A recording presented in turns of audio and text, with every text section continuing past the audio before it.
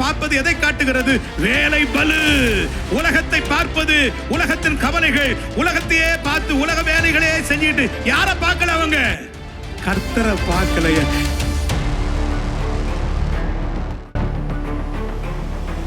பிசாசு ஓடணும், வியாதி சுகமாகணும், கட்டுகள் முறிக்கப்படணும், இயற்கைக்கு அப்பாற்பட்ட அற்புதம் நடக்கணும், மரித்தது உயிரோடு எழும்பணும்.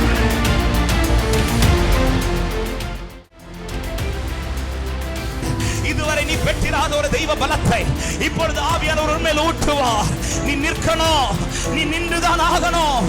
இந்த பாதையில் தான் கர்த்தர் உனக்கான மகிமையை வைத்திருக்கிறார்.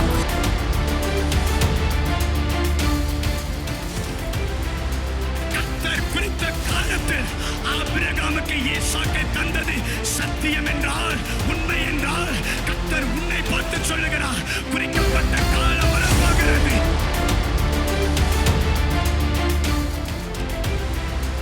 சொல்லுகிறார், அவன் உன்மேல் அதிகாரம் எடுக்க முடியாது. ஊழியத்தின் மேலே, குடும்பத்தின் மேலே, ஆவிக்குரிய வாழ்க்கை மேலே சாத்தானுக்கு அதிகாரம் இல்லை.